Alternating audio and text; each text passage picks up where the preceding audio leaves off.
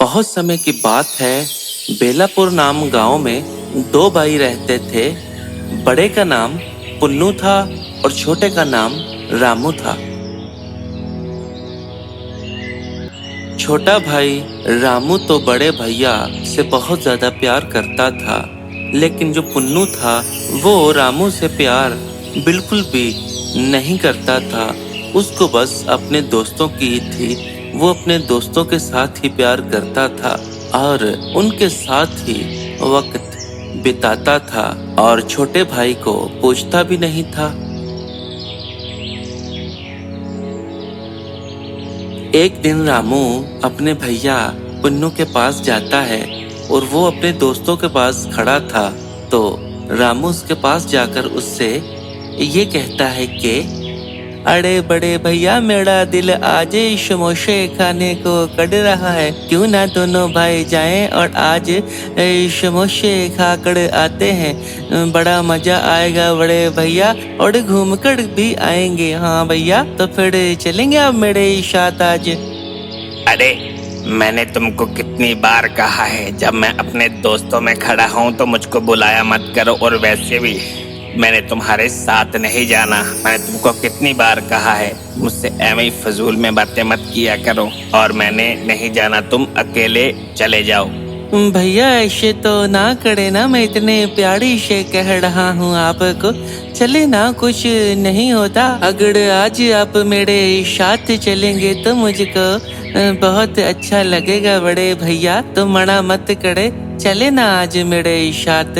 अरे तुमको कितनी बार कहूँ, मेरे पास टाइम नहीं। चलो भाग जाओ यहाँ से, ऐਵੇਂ तंग कर रहे हो। जाना है तो जाओ, अकेले जाओ ना। मुझको क्यों तंग कर रहे हो? सुबह सुबह ही मेरा सर खा लिया है। तुमको नहीं पता मैं अपने दोस्तों के पास हूँ, मेरे पास वक्त नहीं, फिर भी तुम मुझको जाने का कह रहे हो। चलो भाग जाओ, मेरे पास टाइम नहीं, मैंने नहीं जाना। पुन्नू हर बार ही अपने छोटे भाई को ऐसे ही कहता और अपने दोस्तों को ज्यादा अहमियत देता और अपने भाई को अहमियत ना देता, और वो बेचारा हर बार ही ऐसे दुखी होकर चला जाता।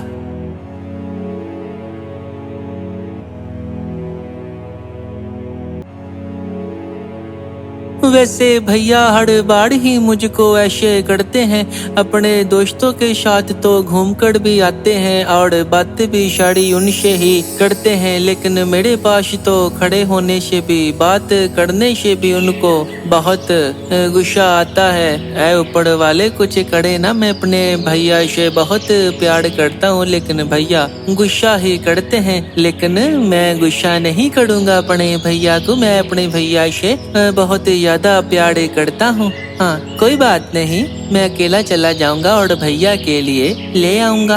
पुन्नू के जितना मर्जी गुस्सा करने पर भी रामू उससे प्यार करता, क्योंकि वो उसका बड़ा भाई था, इसलिए वो कभी भी उसकी बात का गुस्सा ना करता।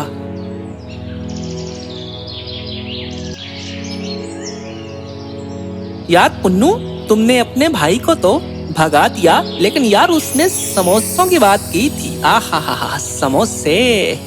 तो चलो ना फिर मेरे साथ चलो, उसके साथ नहीं जाना तो समोसे खाकर आते हैं आज।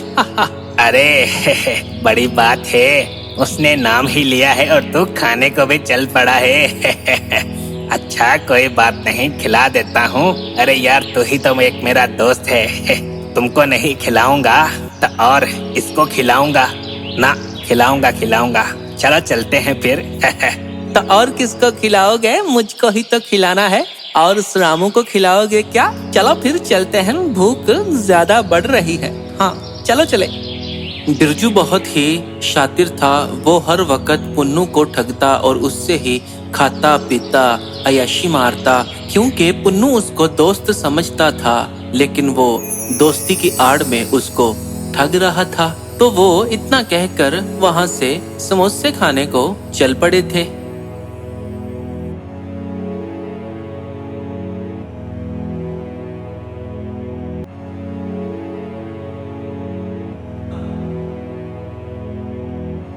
रास्ते में पुन्नू और बिरजू को एक दोस्त मिलता है उनका, और वो उनको ये कहता है कि अरे पुन्नू और बिरजू भैया, कहाँ को जा रहे हो और क्या हालचाल हैं तुम दोनों के? अरे ऋषि भैया, तुम सुनाओ, तुम ठीक हो? हम तो ठीक हैं। और सुनाओ फिर, तुम कहाँ को जा रहे हो? क्या काम से जल्दी आ गए आज? हाँ पुन्नू भैया, मैं काम से तो बस आ ही रहा हूँ। अब मैं तो घर ही जा रहा हूँ, लेकिन मेरी बात का तुमने जवाब नहीं दिया। तुम दोनों कहाँ को जा रहे हो? अरे ऋषि भैया, मैं तुमको बताता हूँ कि हम कहाँ को जा रहे हैं। हम समोसे खाने जा रहे हैं, समोसे। सुनकर मुंह से पानी आ गया ना? बस वही खाने जा रहे थे। हाँ तो बताओ, तुमने खाने हैं तो तुम भी आ जाओ। नहीं नहीं भैया, मैं घर जाकर अब खाना ही खाऊंगा, मेरा दिल नहीं कर रहा। चलो ठीक है भैया, फिर तुम दोनों जाओ, तुमको देर होती होगी। मैं भी अभी ही काम से आया था, मैं भी जाकर घर खाना वाना खाऊं, भूख लगी है। तो चलो ठीक है, मैं अब निकलता हूँ। इतना कहकर ऋषि वहाँ से चला जाता है और साथ ही पुन्नू और बिरजू भी समोसे खाने चले जाते हैं।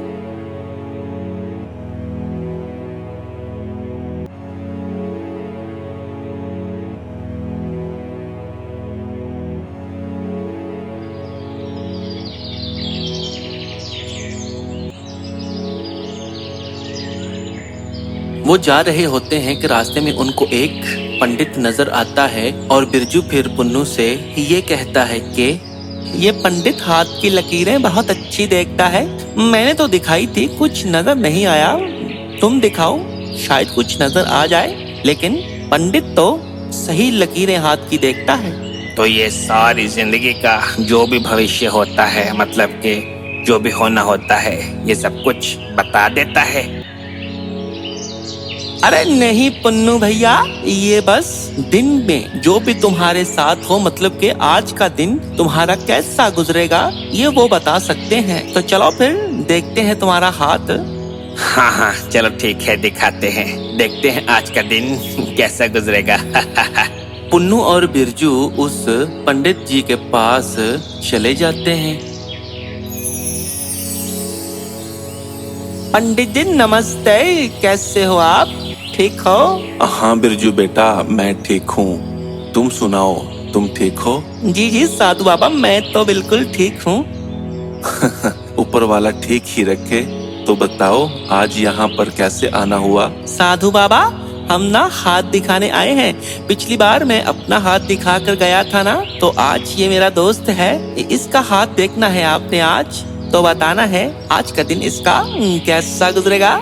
हाँ बेटा, ठीक है, मैं हाथ देखकर बता देता हूँ। पुन्नू साधु बाबा के पास जाता है, अपना हाथ उसके आगे करता है और साधु बाबा फिर उसका हाथ गौर से देखते हैं।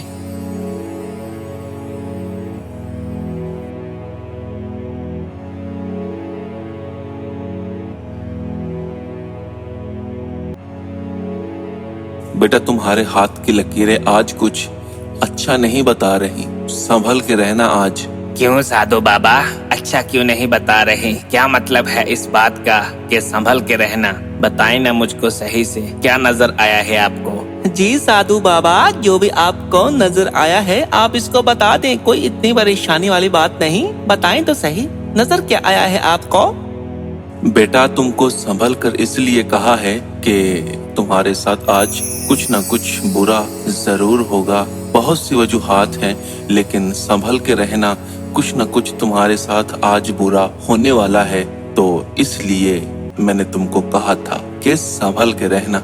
साधु बाबा, संभल के तो हम सब रहते ही हैं, लेकिन इससे कोई बचने का उपाय हो जिससे ये जो भी मुझ पर कोई बला आने वाली है ये टल जाए। बेटा, मैं सिर्फ हाथ की लकीरें देखकर बता सकता हूँ, सावधान कर सकता हूँ कि सावधान हो जाओ, लेकिन मैं उपाय नहीं बता सकता, क्योंकि मुझे खुद भी नहीं पता कि एक ही पल में क्या हो जाएगा। तो बस इतना याद रखना कि कुछ न कुछ होगा, बस तुम संभल कर रहना।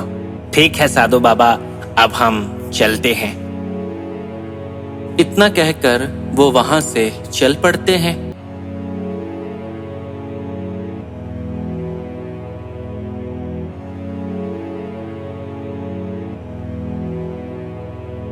दूसरी तरफ ऋषि गांव को पहुंच जाता है और रामू वहां पर खड़ा होता है और ऋषि रामू से ये कहता है कि अरे रामू, तुम यहाँ पर खड़े हो, तुम्हारा बड़ा भाई और बिरजू समोसे खाने जा रहे थे, तुम साथ नहीं गए क्या?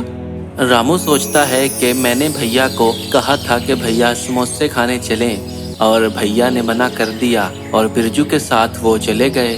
उसको दुख होता है इस बात से, लेकिन वो फिर भी ऋषि से ये कहता है कि जी जी ऋषि भैया, मुझको पता है बड़े भैया वो समोसे खाने गए हैं। उन्होंने मुझको बहुत ज्यादा कहा था, लेकिन मैंने कहा मेरा दिल समोसों को नहीं कर रहा, इसीलिए मैं नहीं गया। और ऋषि भैया आप सुनाएं, आप ठीक है ना? हाँ हाँ रामू, मैं बिल्कुल ठीक हूँ। अच्छा तो चलो ठीक है, मैं ना अब घर जा रहा हूँ, मुझे बहुत ज्यादा भूख लगी है। चलो ठीक है। इतना कहकर ऋषि वहाँ से चला जाता है। मैंने भी तो भैया से कहा था कि भैया समोसे खाने चलें, पर भैया ने तो मेरी बात सुनी नहीं और बिरजू के साथ चले गए। चलो कोई बात नहीं, एक ना एक दिन तो मेरे भैया मुझसे प्यार करेंगे ना। मैं तो करता हूँ ना भैया से प्यार, भैया चाहे नहीं भी करते। दूसरी तरफ बिरजू और पुन्नू जा रहे थे कि पुन्नू ये कहता है कि साधु बाबा की बात से मेरा दिल तो नहीं कर रहा समोसे खाने को। मैं तो कहता हूँ वापस चलते हैं यार, छोड़ो फिर किसी दिन आएंगे। पुन्नू की बात सुनकर बिरजू दिल में ये सोचता है कि अरे आज का दिन भारी तुम पर है, मुझ पर तो नहीं ना। मेरे समोसों की बात क्यों खत्म कर रहे हो? मेरे तो पेट में समोसे जाने दो, मरते हो तो मरो, मुझे क्या, मैंने तो समोसे खाने हैं। हाँ अभी इसको कहता हूँ कि कोई बात नहीं, फिक्र मत करो। हाँ इसको यही कहता हूँ।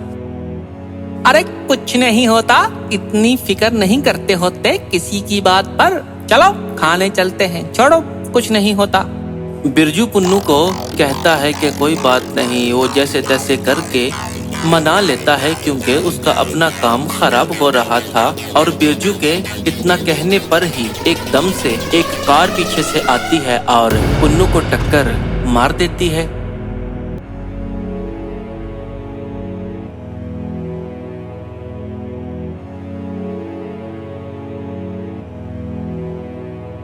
अरे सत्यानाश इसका।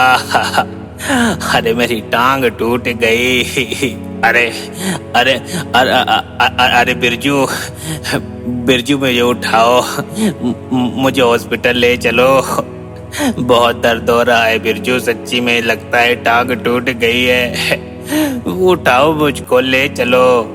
जब पुन्नू बिरजू को हॉस्पिटल का बोलता है कि मुझको ले चलो, तो बिरजू दिल में ये सोचता है कि अरे ये कौन सी नई मुसीबत सर पड़ गई। अरे समोसे खाने को तो मिले नहीं, ऊपर से पैसे लगाने पड़ेंगे अगर इसको हॉस्पिटल ले गया तो। अरे ना बाबा ना, मैं इस पर पैसे क्यों लगाऊं? इसका भाई लगाए जो इसको इतना प्यार करता है, मैं क्यों लगाऊं? हम तो खाने वाले हैं, लगाने वाले नहीं। हाँ ऐसा करता हूँ, यहाँ से कल्टी मार जाता हूँ। हाँ अरे बिरजू देख क्या रहे हो, मेरे मुंह को उठाते क्यों नहीं मुझको दर्द बहुत ज्यादा हो रहा है। फटाफट से मुझको हॉस्पिटल ले चलो। अरे उठाने लगा हूँ, मैं तो खुद बहुत परेशान हो गया हूँ तुमको देखकर। मैं ना किसी की मदद लेकर आता हूँ, फिर तुमको उठाते हैं, ठीक है? मैं अभी आया। बिरजू इतना कहकर वहाँ से कल्टी मार जाता है ताकि मुझको 1 रुपया भी इस पर ना लगाना पड़े। तो पुन्नू बेचारा वहाँ पर पड़ा रहता है। वहाँ से रामू का एक दोस्त गुजर रहा होता है, वो पुन्नू को देख लेता है और वो जल्दी जल्दी से जाकर रामू को सारी बात बताता है और रामू जल्दी जल्दी से अपने भाई के पास आ जाता है। अरे भैया ये आपने क्या करवा लिया, कितनी गहरी चोट लगवा ली है। मैंने कहा भी था भैया मेरे साथ चले जाएं। जो आपका दोस्त था वो तो अब नजर नहीं आ रहा यहाँ पर। पता नहीं मेरे भैया को कहाँ पर छोड़ कर चला गया। अच्छा भैया मैं अब आपको हॉस्पिटल लेकर चलता हूँ, इतनी ज्यादा चोट लगवा ली है आपने। पुन्नू का जो जिगरी दोस्त था, जो उसको अपने भाई से भी ज्यादा बढ़कर था, वो उसको तकलीफ की हालत में छोड़ गया कि इसको संभालना पड़ेगा, पैसे लगाने पड़ेंगे, हॉस्पिटल लेकर जाना पड़ेगा। इसलिए वो कल्टी मार गया। और जिस भाई को पुन्नू बुरा कहता था, अच्छा नहीं समझता था, वही भाई पुन्नू के दुख दर्द और तकलीफ में उसके साथ खड़ा है। तो इस कहानी से हमको ये सीख मिलती है कि दोस्त जो है वो खुशी के दिन के लिए पैदा हुआ है, लेकिन भाई जो है वो गमी और दुख के दिन के लिए पैदा हुआ है। इंसान के पास जब खुशी पैसा होता है तो दोस्त साथ साथ चलते हैं, लेकिन जब दुख दर्द तकलीफ आए तो दोस्त भाग जाते हैं और फिर भाई ही है जो साथ रहता है। तो हमेशा अपने भाई को अपने दोस्त के साथ कंपेयर मत करें, क्योंकि जो आपका भाई है वो और कोई भी नहीं बन सकता। तो हमेशा अपने भाई से प्यार करें।